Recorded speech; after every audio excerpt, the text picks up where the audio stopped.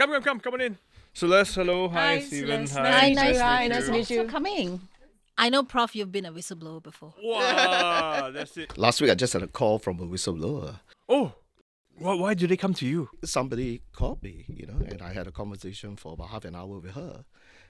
And she mentioned a company and the problem she faced when she blew the whistle, right? So, Okay. so Wow, I get okay. lots of those kind of Wow, stuff. this Okay, tell sounds us like a about it. spy movie.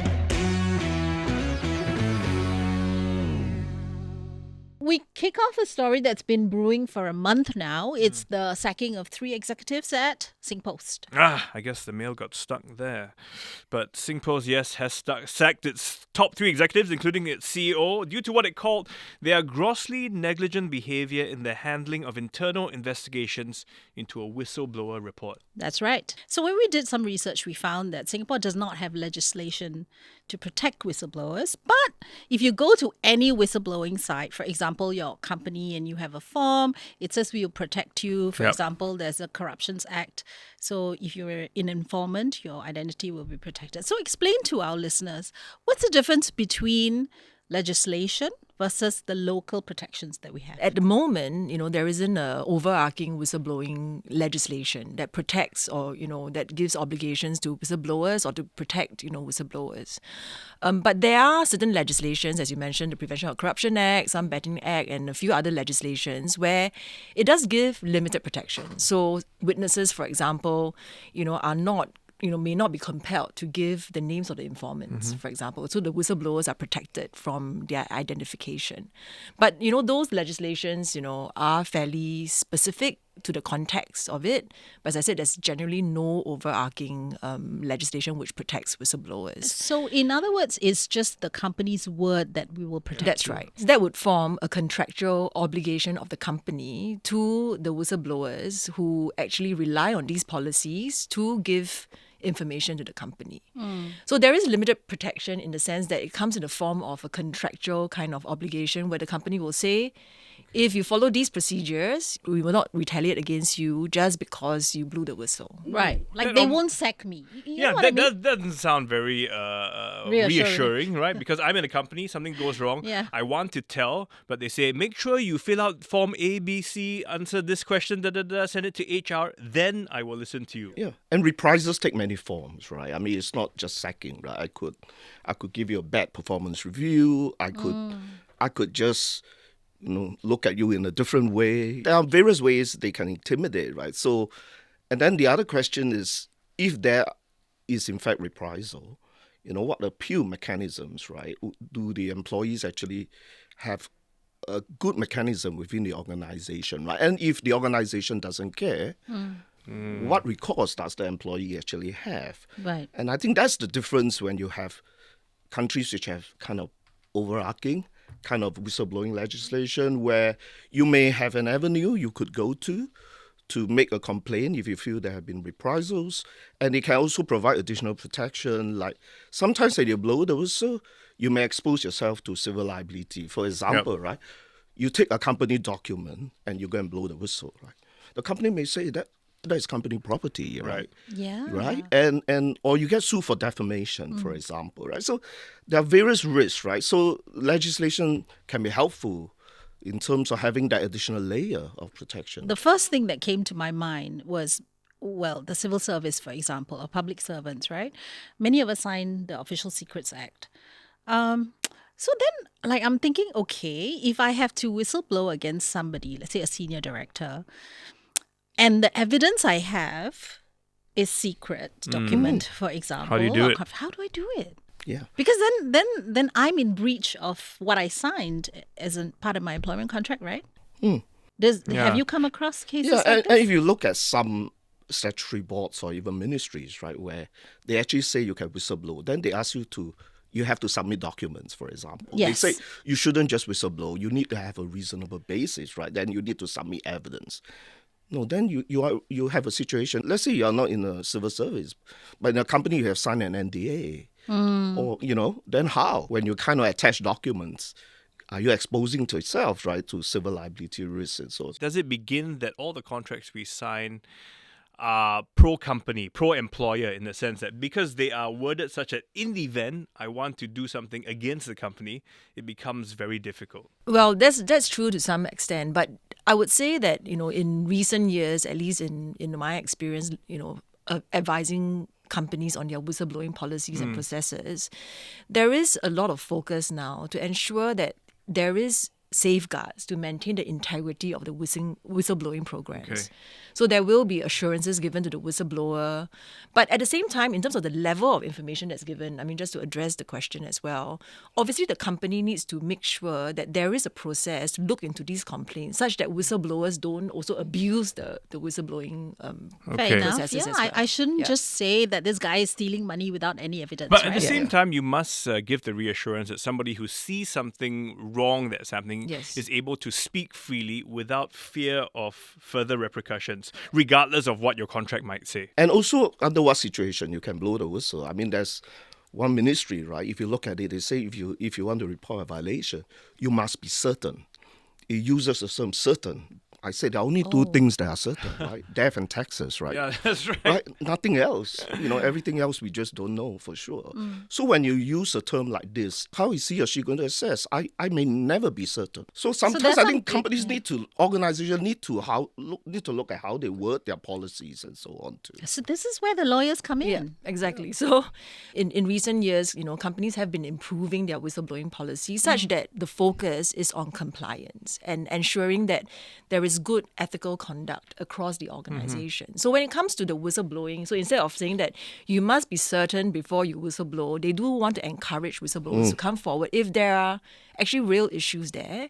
So they will be looking at terms like good faith or bad faith. Are Yes. you whistleblowing I've seen in good this, faith or yeah. bad faith? Yeah. Then, and that it's not frivolous, for example, and you're not, yourself abusing the whistleblowing. Okay, just help our listeners understand. What do you mean when you say in good faith? So in good faith would be that your intentions for blowing the whistle is not, for a ill motive, like you're just trying to sully somebody's name, for example. The policies are in place to encourage people to come forward sooner, as long as the person doesn't have an ill motive, right? Like I said, to sully somebody's name, to defame somebody, to bring somebody down, even though there's actually no reasonable basis to even blow the whistle in the first place. When I went on to one of the websites and I tried to look at the form, it asked me for quite a lot of detail. Yep. So it says optional, right, Celeste? Yeah. Correct. But even I'm the typical Singaporean, very cynical. Like even if I don't put my name, can they trace me? Yeah. I think when it comes to that, as to whether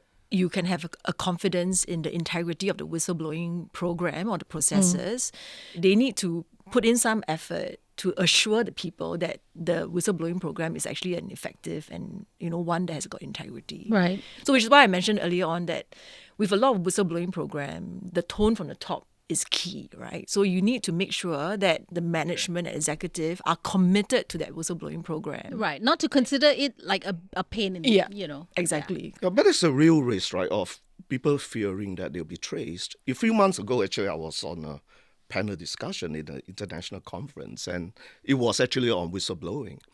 And I was shocked when one of my fellow panelists who works for a service provider said, I was working for this company, and they had a whistleblowing complaint, and we used technology to find out who the whistleblower is. And I was sitting next to him. I was almost going to throw my notes at him or my whatever, and my jaw was kind of dropping. Yeah. People always, they still have that fear. That's why some companies say we better outsource it to a third party to manage like an the independent hotline, third for party. example, rather Which is- than... But Which but works, but then right? again, I mean, you want to find out who is crying foul to find out whether it's legit or not at the same time, right? So finding out who whistleblowed in that sense is not necessarily a bad thing, and the whistleblower shouldn't be afraid of owning what they said if it's really true, right? So we kind of have this conundrum. But there's a lot of repercussions. Okay, so this Yeah. is the other thing, right? There are examples where a whistleblower's life was made a living hell, where, like you say, these are powerful organizations, right? People lose their jobs. Yep. So why would anyone still stick their neck out? So, Prof, maybe you can share your own experience. Yeah. How were you a whistleblower? Now we're really curious. Well, I should be, I've blown the whistle in different contexts, right? Sometimes as a Mine's outsider. only at a football game. Yeah. Sometimes as an outsider discovering information, I've blown the whistle to listed companies with very specific information and the experience. I put my name down. I'm not afraid, but I do receive, even at my university, people will send me letters totally sealed, addressed to be opened only by me, those kind of stuff. Your life is very interesting. Some people are really afraid. So, but Okay. at the end, right, whistleblowers are those who really, they don't have this bystander syndrome, right? They kind of feel that, something is not right. I should do something. Of course, some people blow the whistle because they are directly caught. The real whistleblowers to me are those really, nothing to do with them. It doesn't affect them directly, but they just come across it and they just don't think it's right? So there are different types of whistleblowers. Some people just generally feel that something is not right and I should do something about it. For example, if I'm whistleblowing against my boss, I say my CEO, the board will have to get involved, right? But the board works with the CEO quite closely. So is there a possibility that there might be some bias in the process of going through this? One natural reaction is it can't be, right? We know the CEO.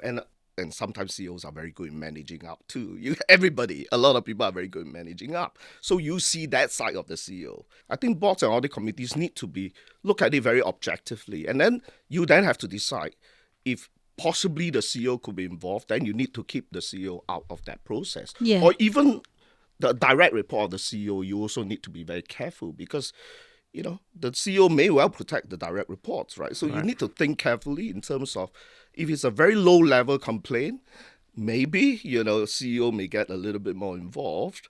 But if it's a high-level complaint against very senior people, the senior management themselves, then you need to be very careful in terms of how you get a CEO kind of involved. You must have an independent function that oversees the whistleblowing program for your listed companies. Yes. But I would say most companies, even if they're not listed companies, where they do have a robust whistleblowing program, will ensure independence as key.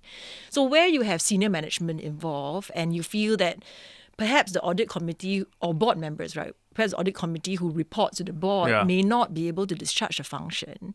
Then it behoves the board to then say, okay, maybe we should outsource this to external, wholly external But it's a consultants. maybe. How much could culture play in part of this? Because in our Asian culture, we're a bit more less likely to whistleblow without exploring many of the other options first, And because we think of all the possible consequences that it might, at the end of the day, I may lose my job because my company gets in trouble, pay a big fine, no money, close department, things like that.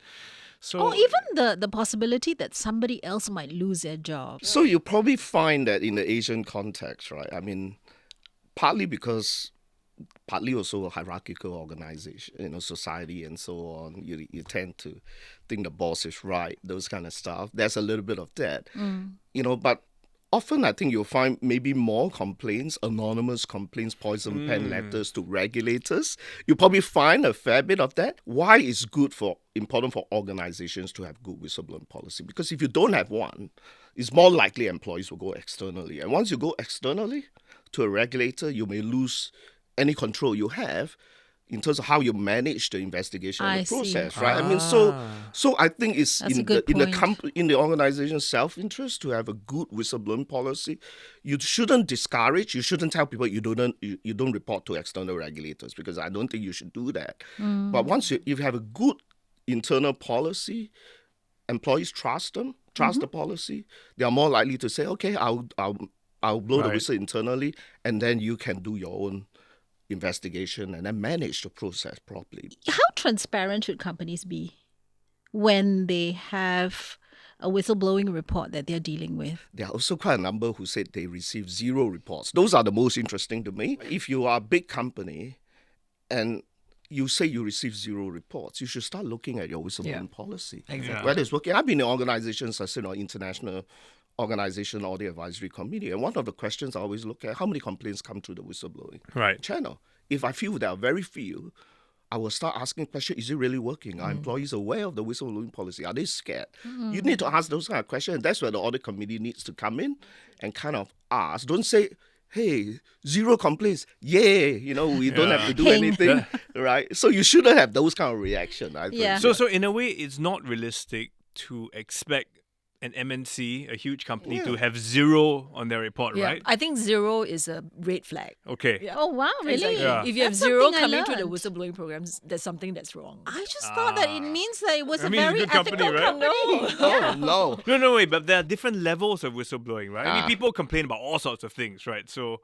but to just say that nobody's complaining, everyone's like happy, you're That's like, interesting. Transparency is important, but it may not be something that you report publicly, right? But certainly, you're right, the audit committee, the board should know how many are coming in because it's also an indicator, as I said, of whether the whistleblowing program is actually working or not, right? But like as I said, 0 is a big red flag.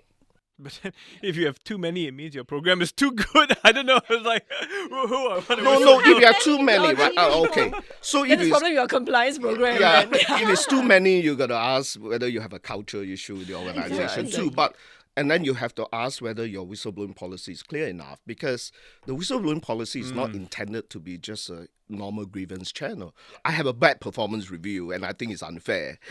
I should go to the whistleblowing hotline. I mean, that's No, not yeah, where yeah, you should yeah. go to, right? Yeah. So I think that's where having a well-crafted whistleblowing policy, which very clearly specifies what kind of things you should make through the whistleblowing channel. Yeah. To understand, some organizations even not say reward, but are willing to give money in return for whistleblowing reports. It's in some, but it's not. I don't see it that common. Yeah. It's not that common in most of the whistleblowing programs, which we've seen. They want to make people do the right thing Correct. without just wanting to do the right thing to get a reward. For the money. No, so in the US, of course, you have all sorts of legislation, all have whistleblowing protection, and also rewards, and you can have.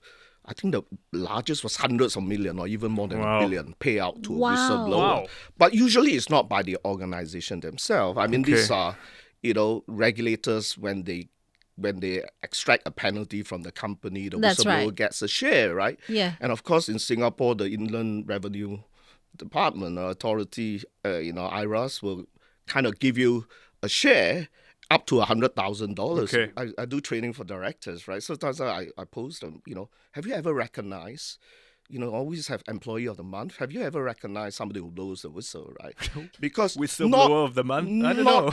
I don't not- want to be on that no, frame. no, not kind of identifying them, right? To say somebody has done the right thing. So when I was talking about this in one session, and one of the directors said, "Oh yeah, I was in this company, and they have a new the CEO kind of."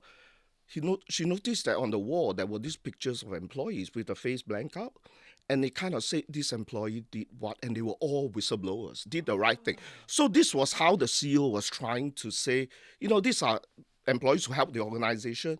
We should recognize them.